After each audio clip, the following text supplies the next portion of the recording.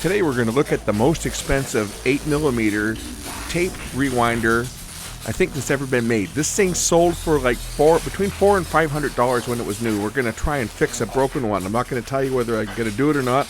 You'll have to wait and find out. But first we're going to look at my edit controller. This is what I edit with, by the way. I had one of my viewers commenting a couple videos back about why he likes tape is because you can shuttle it back and forth with a professional tape machine. Well, this is the Shuttle Pro, and it does everything that you could do with an analog tape machine in the digital world. So I've got it set up now. This is what I use to control my editing software. I can, this will take me back to the beginning of a clip. These are all programmable. Beginning of a clip I'm working on. Reverse, multiple speed. I've got this one for play and stop. It's the same as the space bar. And forward, multiple speed, and this is end of the clip. I've got a button programmed here. This is to cut or split the clips together. Cross dissolve, because that's the most common effect you use. My save key, and this one here is ripple delete. Over on the side here, I've got undo and redo. So if I mess something up, I can undo it or redo an edit. And this one here expands the timeline back and forth. Zoom function, and this is delete. And then I can one frame at a time either way, or shuttle right up to fast forward. In variable speed, there's 7 speeds. This is what I use to edit. It's called the Shuttle Pro 2. I'm not promoting it or anything. I'm just saying it's the best one that I've used. I've used a couple of them in the past. This is what I've been using, and this is the ultimate for nonlinear editing. My left hand stays on here, and my right hand stays on the mouse, and I never have to touch the keyboard unless I want to type something in or access some of the functions that aren't on here, but all the most common use functions right there. Let's take a look at what I've got today. This is a device that many people didn't even know existed. It was quite rare because it was really quite expensive when it was new. This is a Sony BEV8.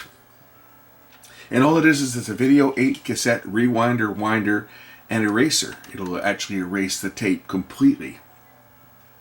These were really popular back in the 80s, in the early days of camcorders when people couldn't afford them. And there was a lot of stores, retail outlets renting them. I know that we rented out 1986 during Expo here in Vancouver. We had 3 of the Pack 8s, which was the little was it CCD M8, the little fixed focus box handycam, and that little portable recorder that the tape would be played in. And we rented them out as what they call the Pack 8. And the Pack 8, I think we rented them out for about $40 or $50 a day at the time. But this is when video cameras were $2,000 and up. So a lot of people couldn't afford them, but they wanted to go to Expo or go to the fair or whatever, or film their kid's birthday party or whatever, and they wanted to be able to just make a tape and not have a camcorder. So we used to rent these things out until they all broke. People would abuse them and they got broken, and we ended up scrapping that project. But we had one of these rewinders because when people brought the tapes back, most customers of the day weren't smart enough to know how to copy their tapes to their VHS. So they would come in and they would have us copy their tapes, and we would do it in the back. We would copy everything over to a VHS tape, and then we would put the tape into this unit and rewind and erase it at the same time, after checking to make sure that the VHS copy was good. We would erase it in this, and then we could reuse the tapes, because back in the day, a regular 8mm tape, which I don't have one sitting right here, but a regular 2-hour 8mm tape, they were around $30 or $40 for one tape. So, we didn't want to go through a bunch of tapes. We just kept reusing the same tapes, and even as they wore out, we just kept reusing them. Anyway, when we got out of the rental business, this piece was sitting around in the back, and it was just going to get tossed out. I asked the boss whether I could buy it, and I was able to buy the thing relatively cheap. I think he gave it to me. And I used it for a while to rewind my tapes, because I was shooting on high 8 at the time, and it just came in handy. Although the thing doesn't work anymore. When I turn it on now, all it does is just do... It's not even going to do anything now. It does have batteries in it. push the stop button, and it just starts winding and forward. And nothing else works on here. So I thought maybe this one might be a neat one to take apart and see whether we can figure out why it's not working. Because as I say, it won't lock, it won't lower, lock the cassette in place, and nothing works when you push the stop key. It just does that, like it's trying to eject the tape, but nothing actually happens. So let's take it apart and see what makes this thing tick. Now the first thing you'll notice when I get it apart is that this has got a lot more in it than you would think. You would think that all this is going to have is a motor and basically the transport portion from a camcorder, but it actually is quite a bit more involved than that. It has a microprocessor, it has a bunch of switches in it, and it's got a lot of circuitry in there that you wouldn't think that something that's this simple in its operation would have. But it does. Let me get the screws out and you will see.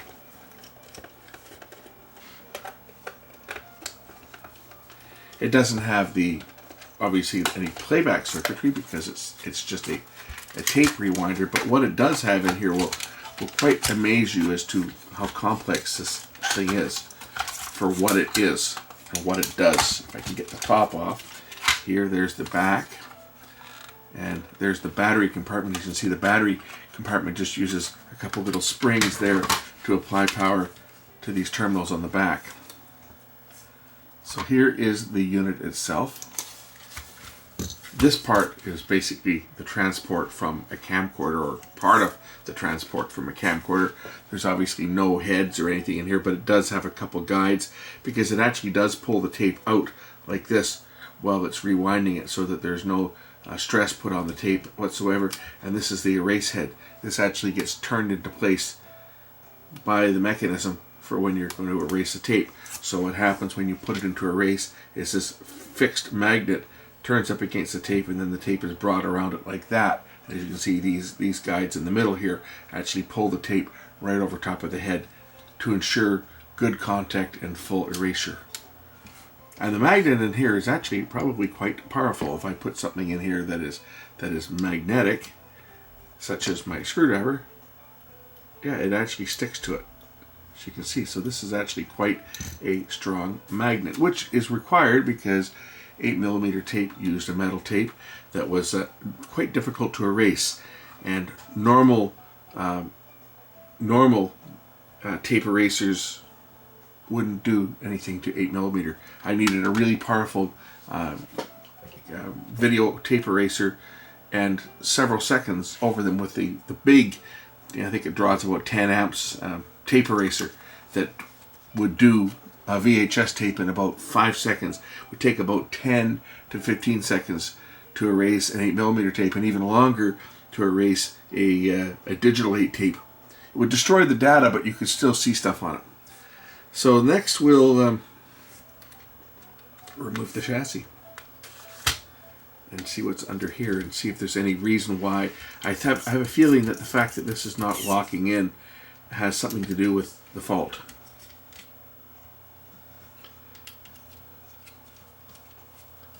See if it's something that I can fix. Not that I use this thing very much these days, although I guess if it worked I probably would use it to rewind tapes on rather than rewind them on my camera. Okay, so here's the bottom. As you can see, there is circuitry on here. It's got a belt, one regular rubber belt, which I'm surprised hasn't worn out at this point, and a tooth belt that operates the reels.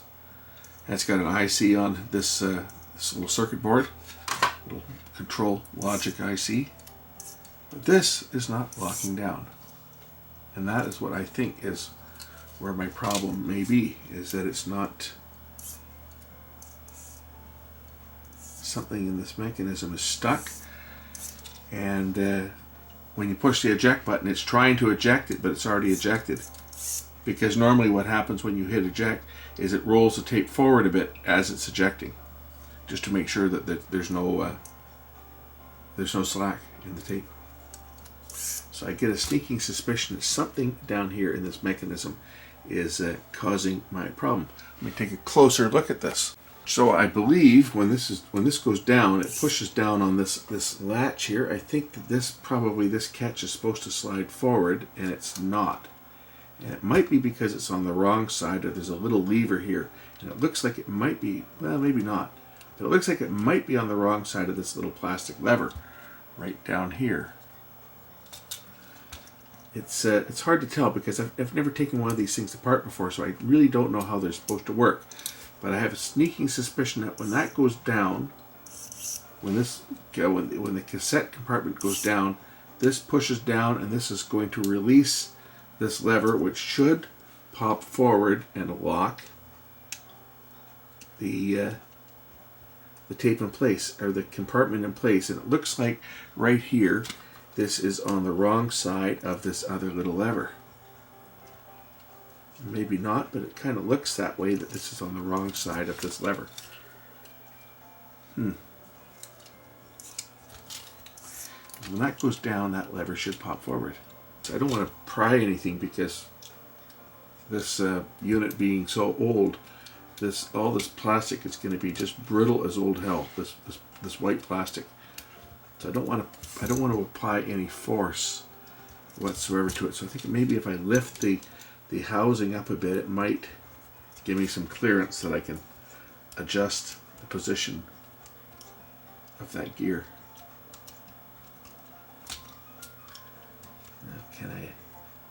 Yeah, maybe if I lift this up, I'll take off this tape sensor on this side.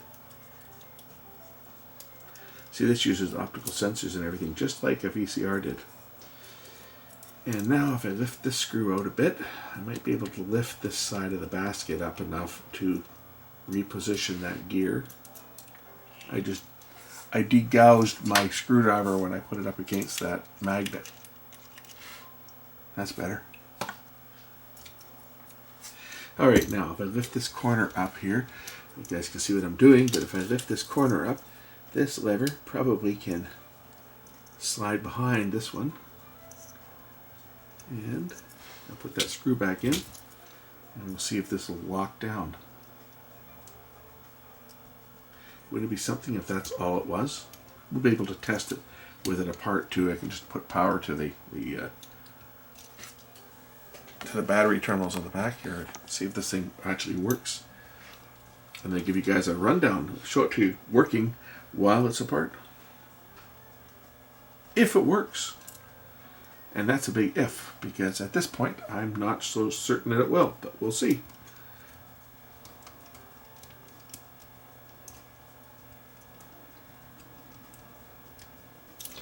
Okay, now when I push the cassette holder down, will it lock into place?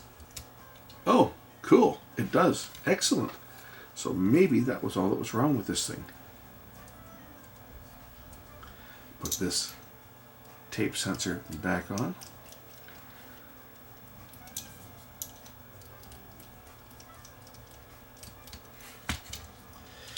And we'll get some power. 6 volts is what this runs on, so I'll just turn the power supply on and set it down to about 6 volts. I'm going to go out on a limb and suggest that the red is probably the positive. Okay, let's just see whether this thing, when I push the eject button, whether this will open. Well, it's not opening. Interesting. Why not? I don't hear the little loading motor running. There's another little motor in here that normally you would hear that controls the mechanism, and I don't hear it turning. Don't even see where it is, but there is one in here somewhere.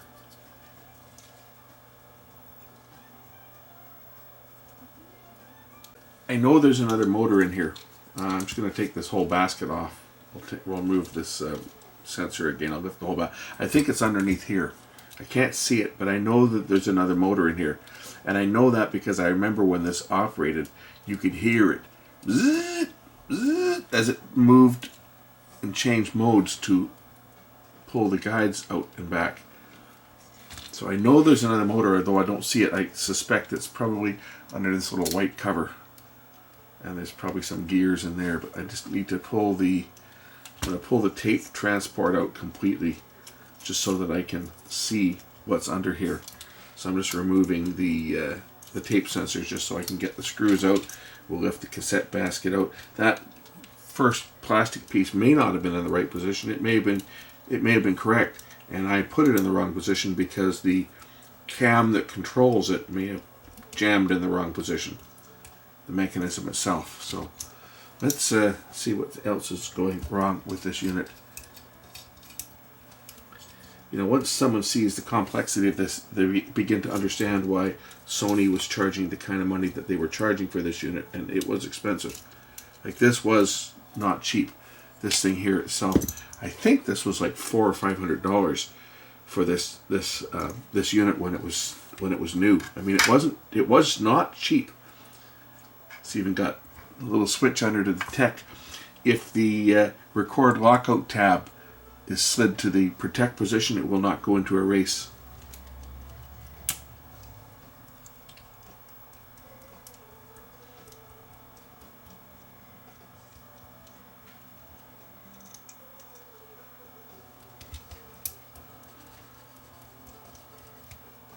One of the reasons that the shop I worked at ended up with this is because Sony had a policy of requiring their dealers, there's that little motor right there, requiring their dealers to carry certain pieces of inventory if they wanted to be a dealer. And you had to carry certain things. Even if you didn't think that these things would ever sell in a gazillion years, you had to stock them. Otherwise you couldn't be a dealer. Okay, there is a little motor there. Man, that's a tiny little motor. And I don't know if you know if it comes out of here. It should lift out. It's how's it screwed in? It's mounted on a little circuit board.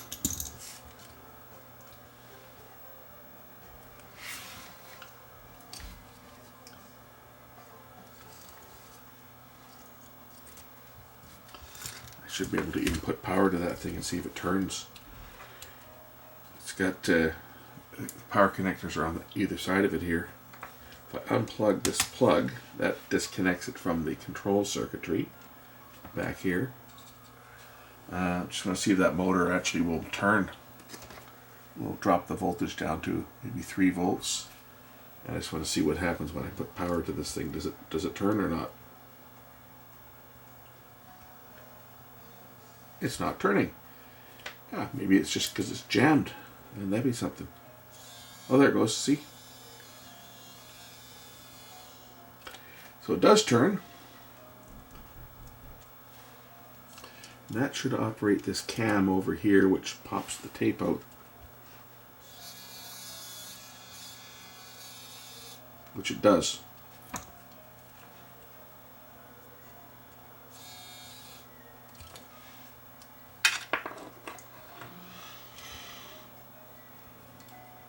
I wonder if there's a mode switch on this. It's got to be. There's got to be a switch on here that tells the microcontroller what mode it's in. Just like a VCR, it's going to have a mode switch, I think, or some type of way to signal the mechanism position.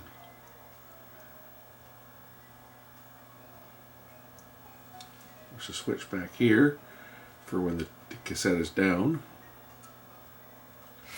I see other conductors on this little board here other than for the motor. I'm wondering where they go to. They may go to a switch that's under here. I'm just going to pull this reel table off if I can. Let's see what holds this in place. Looks like it's held in place by a tab right over here. Does this move out of the way?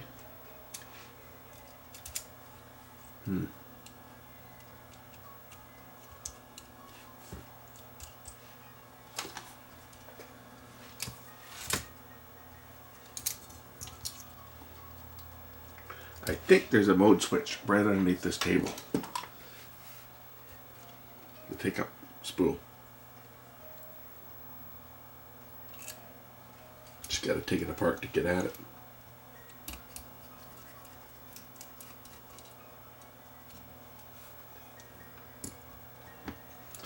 That should lift off. And then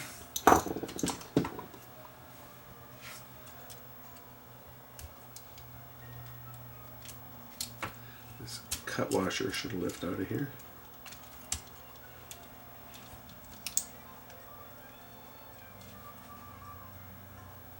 And then this brake should lift out. Oh, we got to take out this other cut washer as well. Remove this gear.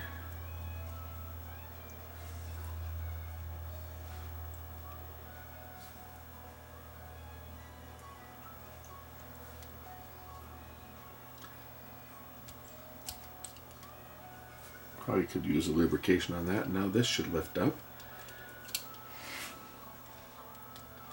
Man, they got a lot of gears in this thing, don't they? What else is sticking here?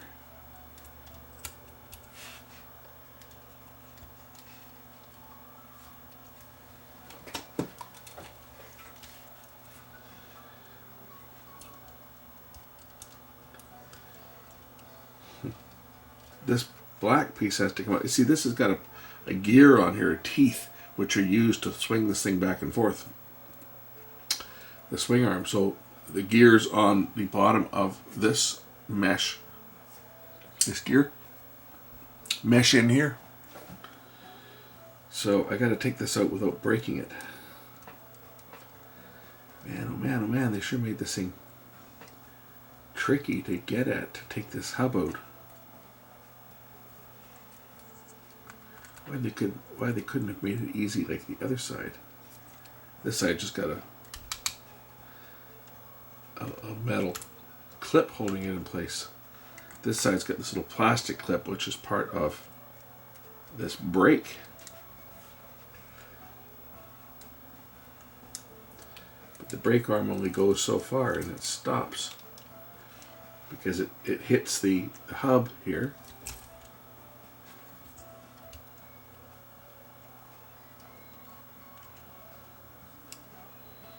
Oh, that comes apart. That lifts off.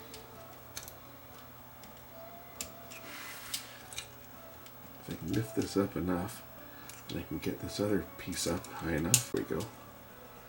There we go. That's all I need to do is lift that up like that. And I can clear this little arm out of the way. Enough that I can lift the hub up.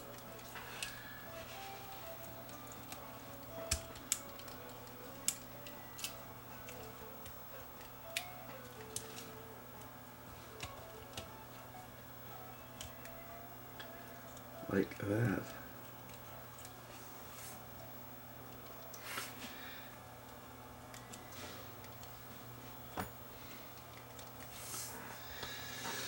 And this is what I'm thinking. Underneath here, this is a mode switch. Under that gear. Oh, there's two gears sandwiched together. Maybe if I just give a shot of cleaner in there, maybe that'll work. We'll try that. We'll just give a shot of cleaner under that. Looks to be like a switch that's just turning a contact on top of a circuit board. Maybe that's all I need to do to clean it.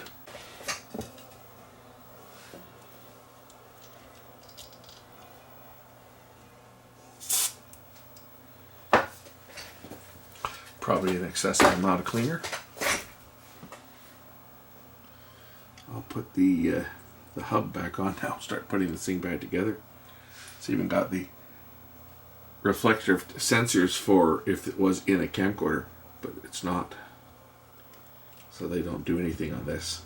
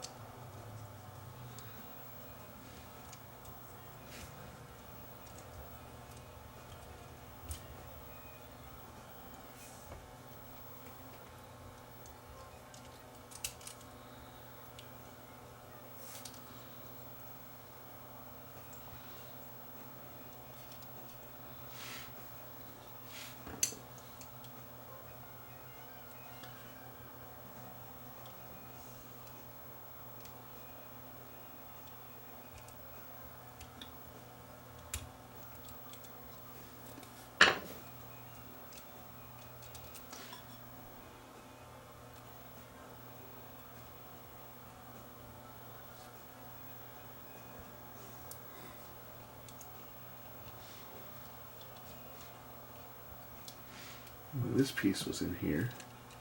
That's what opens up the cassette that releases the lock on the cassette. So that was in there like that, I think. It was on there like that. And there's a screw in there.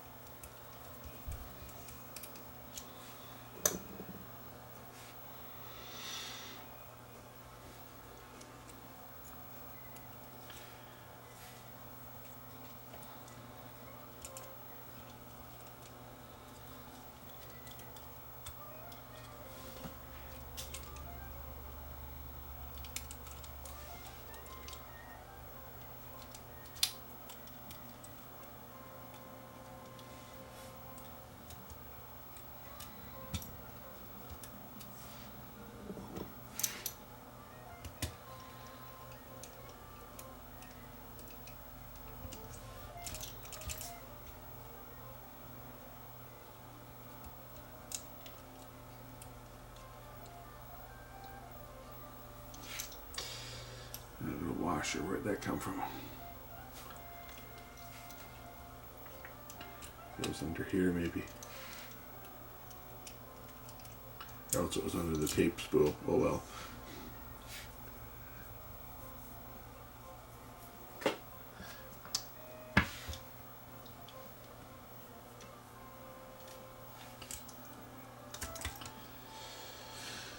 Okay, not too worried about it. Will not have any effect on the operation.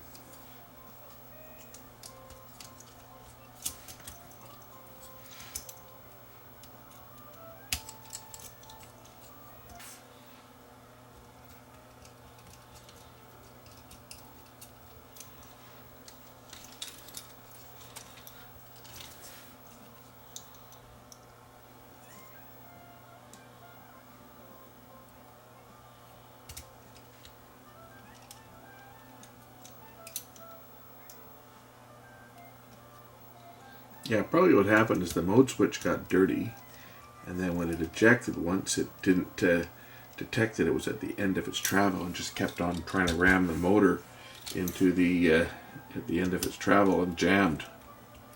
It's more likely what happened to this thing and why it got all jammed up like it did.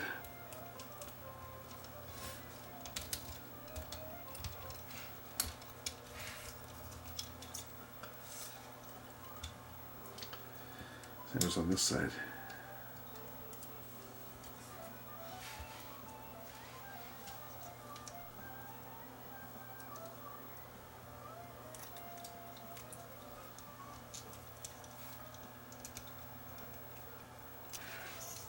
That closes. Let's just see what happens if we put power to it now. Will it do anything different than before? Negative.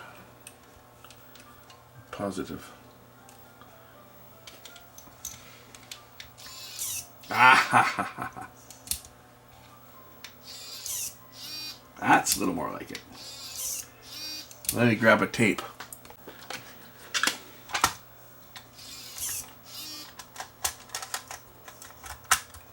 Okay, let's fast forward this tape. Will it go? Oh, why won't it go? Okay. Well, it's rewind, or it's ejecting. Why will it not go into? We're part of the way there. Must be a switch that's not being activated. Which one? Is it this one down here? Aha. And it's not supposed to eat the tape. We're getting there. So the reason why I won't turn on is because when the tape goes down, it actually pushes down on this little contact and tells it that there's a tape in place. And I guess the switch is out of adjustment a bit, so we'll just adjust the position of the switch if it can. A little bit up higher. And when the tape gets loaded, it should push that switch down. which it is now. So if I hit rewind, it's rewinding. Hit stop. Oh, the brake's not coming on. And it's throwing all kinds of tape inside the cassette. So, why are the brakes not coming on? We can fool the unit into thinking that there's a tape in it by putting some black tape over top of the tape sensors, and if I activate the switch, it indicates that there's a tape in it. We'll see that this is freewheeling. Probably shouldn't be. It probably should have some bit of tension on it, but when I stop it, it's not putting on the brakes. Go into fast forward. It's not kicking into fast forward. Okay, so something's going on with the with this pendulum gear. It's not going the other direction. When I put it in fast forward, you can see that it's turning, but it's not engaging.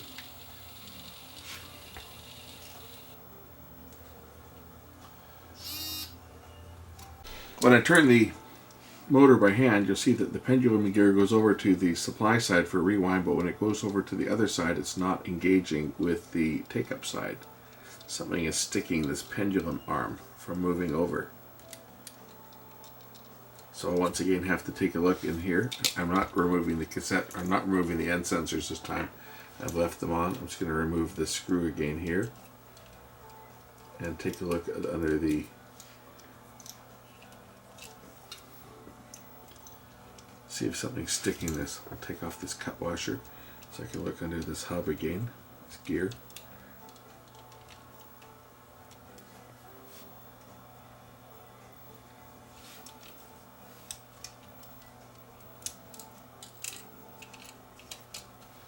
Besides it being gummed up, I don't think that's causing it, but something was making it stick.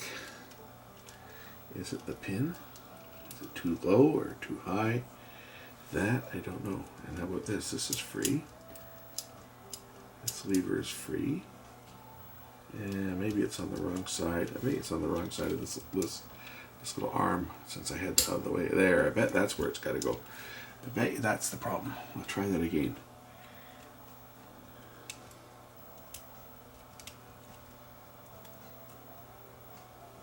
I think that's where that little washer went, so we'll put it underneath here. It went underneath this, like that. And cut washer back on.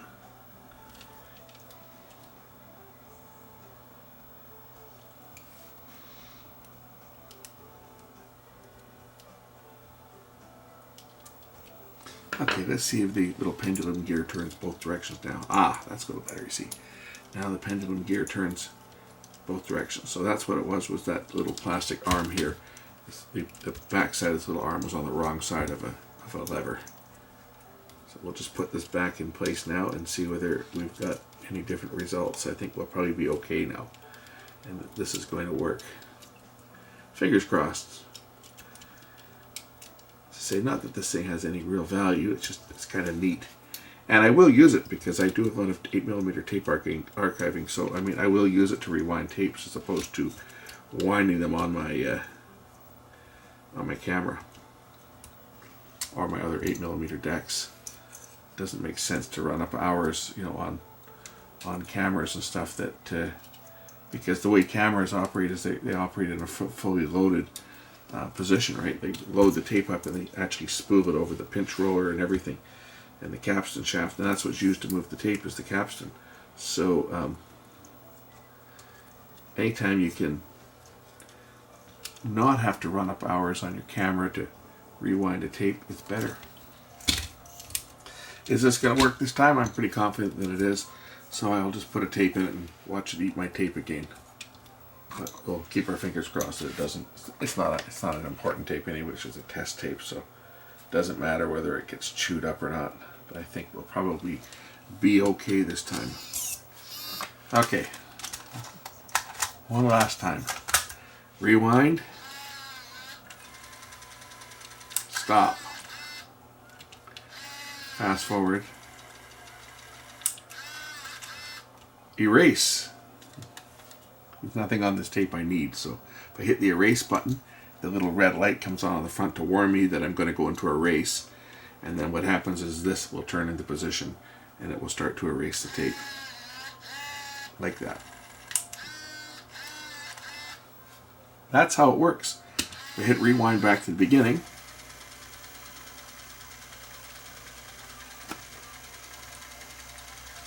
it'll just rewind the tape back, and when it gets back to the beginning, it should eject the tape.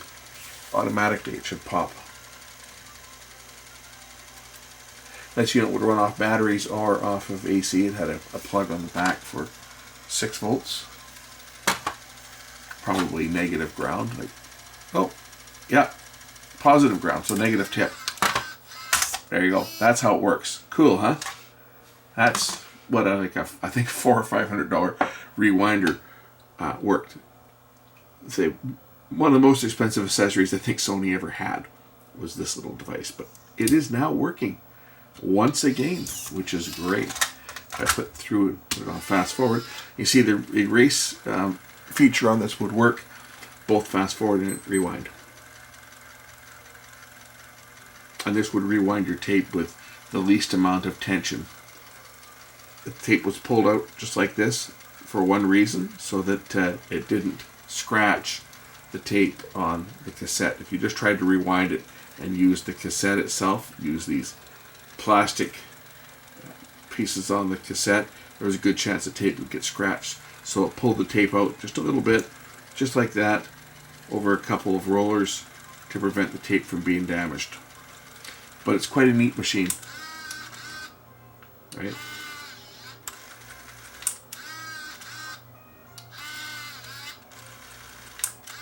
And the little lights here blink to tell you which way the tape's going. You see the little lights flashing on the front.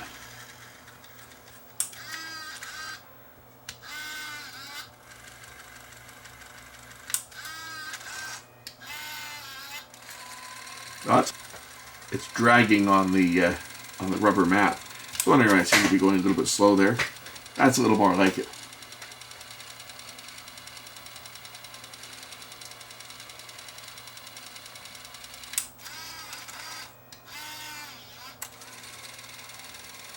And rewind.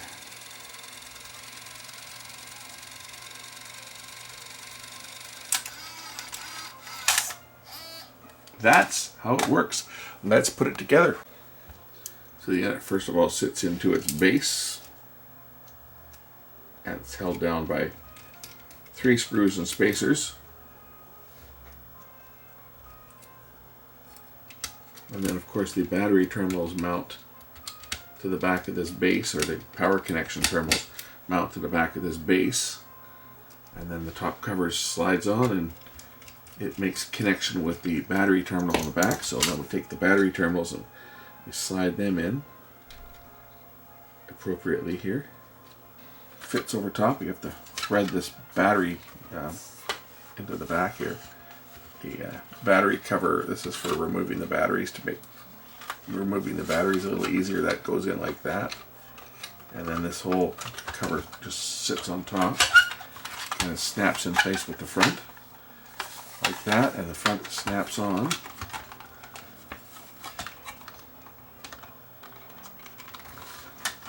I do have the tape compartment cover, by the way, for it. It's just not here.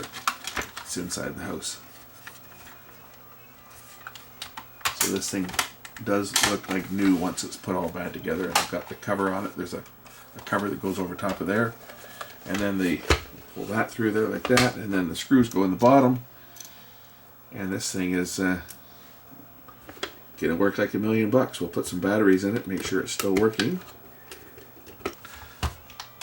Okay, power on. There we go. All right.